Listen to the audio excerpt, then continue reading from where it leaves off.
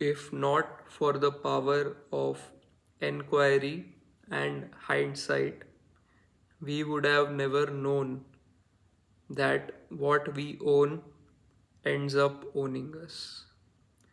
Now, in this poem, the notion of owning has been given a lot of importance, but let us consider the verb that owning is.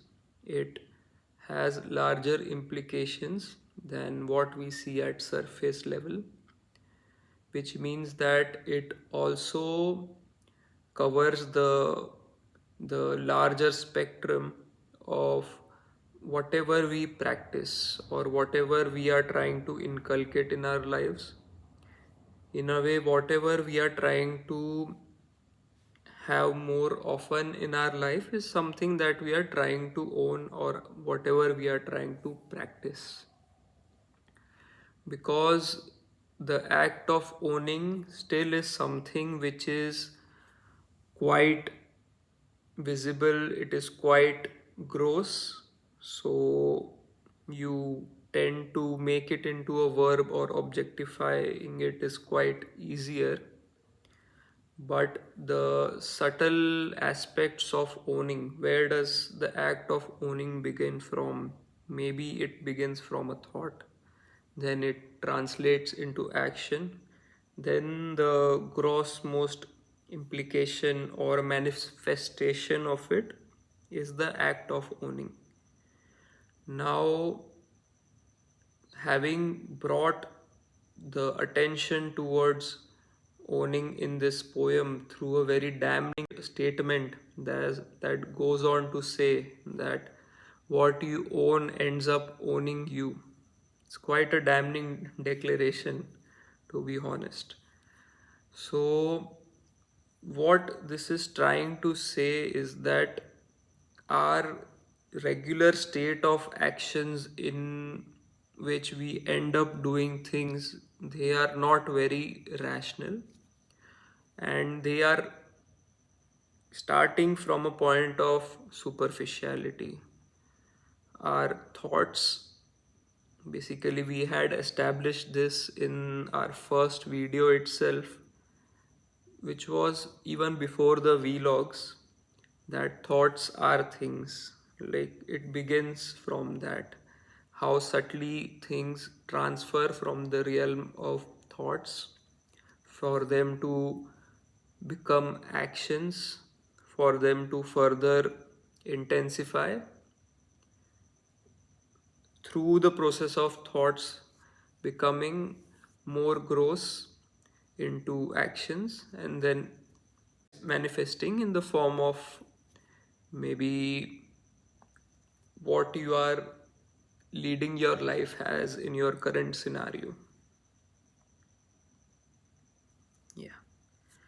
So, when we were talking of what you own and it being very multidimensional in terms of how you convey yourself or what you do in your day to day life as well, we transgressed into the world of addictions. Now, addictions are usually coping mechanisms. They can be in the form of vices, which are like vices. Why I do this is because they are generally regarded as, by a larger spectrum of people, like society at large, at something as being bad. For example, the most common vices could be smoking, drinking, or etc. etc. Being a womanizer, or could be vice versa for the opposite gender. So, why these have been considered as vices by the society is not something which is very hard to comprehend or understand, is because it is seen that by indulging in these, we sort of inhibit our potential to a great extent by diverting our energies. And it is said that, and it is quite well known, that we have a limited energy in our lives, like we have a limited time span and limited energy, which has to be utilized towards what is genuinely going to make you express yourself to the largest extent possible. And when one sees someone being plagued by any addiction, then you sort of feel like, okay, is this where a person should be putting in their energies? Like, even if it's not a very damning statement as to this is something wrong that you're doing, but it's not never bad to investigate it as to, are you really doing what you wanted to, or have you sort of branched into an offshoot which is not desirable. Now, that is one level of looking at addictions, that okay, there are certain vices which are taking you in another direction, and it necessarily does not have to be those 4 to 5 or maybe 10, 15 vices that are considered as bad by society. An addiction to anything basically takes your energy away from what you think you should be doing, or what will grow you or maybe make you live consciously. For example, giving you an interesting look, a perspective at this is that even uh, excessive gossiping, excessive indulging into becoming like a foodie, in terms of becoming like not genuinely exploring food as a way of growth, but just maybe just delving into the same 2 3 items that you do and considering as a foodie, because an addiction can be towards anything. So that is one. Maybe gossiping in a way that you do not break out of your cycles, rather use the gossiping as a space to maybe make yourself feel less heavy about the situation.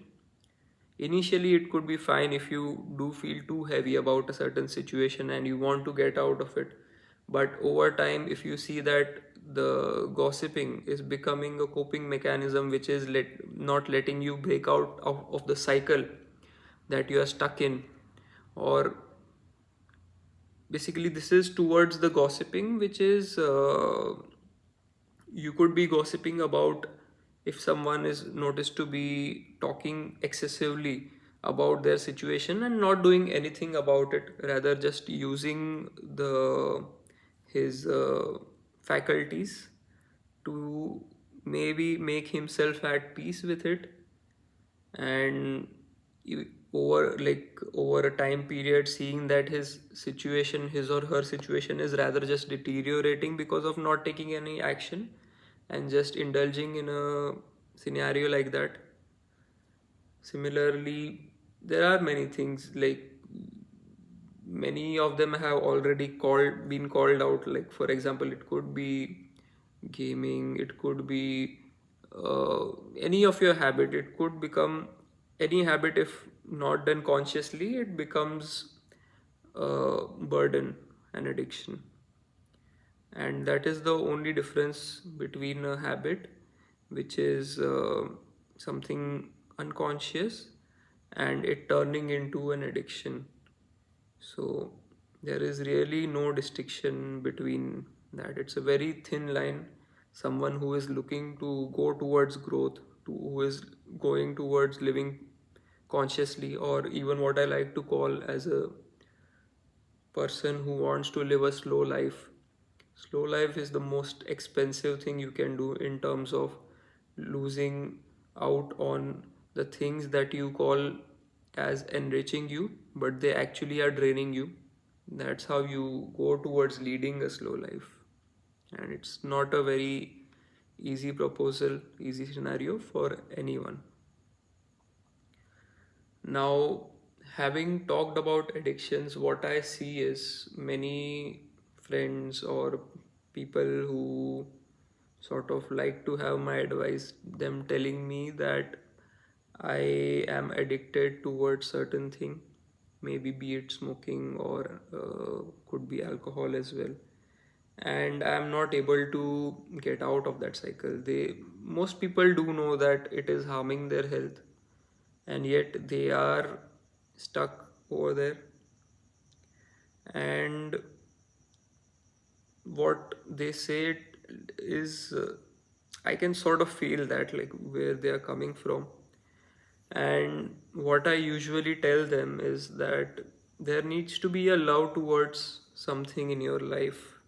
This is what I have learned from a few masters, that having a higher purpose in the terms of loving something more than yourself, it gives you a purpose, a drive towards not indulging in your addictions anymore, having a value on your time, having a value on your health, because it is dedicated to something beautiful, an intention to create something beautiful for yourself and for people around you. It sort of takes you away from being hampering on yourself and breaking out of those cycles like very quickly. Like, you start discerning all those cycles that are keeping you occupied in a rut and trying ways to break out of it very quickly.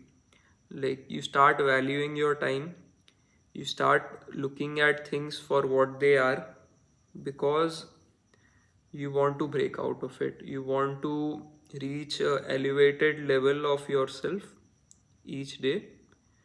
And it does add a bit of stress to you having this outlook, but it is something which is like a labor of love. Like, to create anything beautiful you need to labor, yet you know that it is something which will take you a long way in your life. And then you sort of tend to not settle for something very superficial, because in the end you know that the dopamine hits, or the good feelings that you feel right now, which are short lived, they are not going to help you in the long term. They are just going to sort of constrict you in a space which is negative, if you can call it. It is negative. Now what else is negative? If something is not letting you progress, it is just trying to make you calm for a bit so that you can just go on running your engines in a direction which is frustrating for you, which is actually bringing you that frustration. Then how do you see it as a positive thing? And yeah, that was the addiction aspect of it. If anyone feels like there is a follow up on that, then we can certainly, you can text me over here, or you can give me a comment and we can discuss on this. uh, then going to another aspects of owning, basically, which we talked about in terms of our actions. I think we have kind of covered that to a good extent when I explained about the addictions itself, that you need to go towards something which is higher. And if your habits are designed in a way that they are not letting you come out of a superficial life, they are keeping you entrenched into superficiality, then how are you going to come out of it? Or are you going to own something which does not own you? Basically, this is about a foresight, where what you are doing at any moment of time, you sort of make it very conscious to yourself as to why I am doing this and what am I going to get out of it. The thing about Tripti that we discussed in the first vlog, it comes very handy over here, where you question yourself as to what I am doing and where will it take me. And the other practice of neti neti is also what that we discussed, which asks continuously that what happens if I remove a certain aspect of my life? Do I need it? Like, it's a sort of original message of minimalism. I think it came through Neti Neti, because it questions everything that you have in your life, and one by one you sort of get what you really want, and at least even understanding what you do not want in your life is a big leap towards creating anything beautiful. And yeah, this sort of is like a amazing sutra for taking ahead your life towards a conscious one. Other than that, what I can say is, in terms of when you start doing conscious actions one after the another, you are very conscious of the thoughts that you are having, then which transpire into maybe actions, and you also start questioning your feelings which come before the thoughts. So you bring that element of beauty in terms of enquiry from your very initial phase of thought through this. And once you do that, you can look at maybe being very structured in a way, which is still beautiful, because life, the way things come at you, they are very organic. And to have a system of values, to have some character within you, gives it a very different meaning when things come towards you. Does not mean that you live like a robot, rather it's very like the opposite of it. Usually the way we are living, it's like a robot, because we think that we are choosing something, but it is just the past conditionings and the things that society has built into us, our defense mechanism. That's what are the response mechanism, that is the response to the stimuli that we are having. It's not very organic. And once you start going through this process of questioning, breaking down why you do something or what you are doing, even looking at that, it gives you a whole lot of freedom of getting to respond in a different way to any scenario that comes in front of you. Now you see that there's a particular fragrance to living, there's a compassion towards everyone, even to yourself, which is the least common.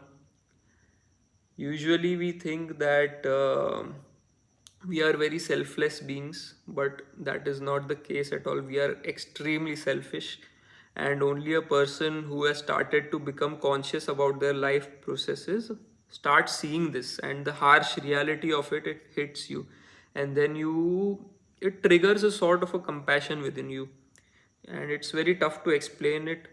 But when that happens to you, I'm sure it happens to everyone in some form or the other in their life, and it has happened to you also in many instances where you might have seen that. So it's just about making it a process, and once that process starts, starts becoming a live process. You start running your mechanisms on it, and things start to become very beautiful, organic in a way, yes. And at the same time, what you own, then you own very consciously, and what you own does not own you anymore. So look forward to it, go through the process, go through the grinds, ask if anything. I'm here.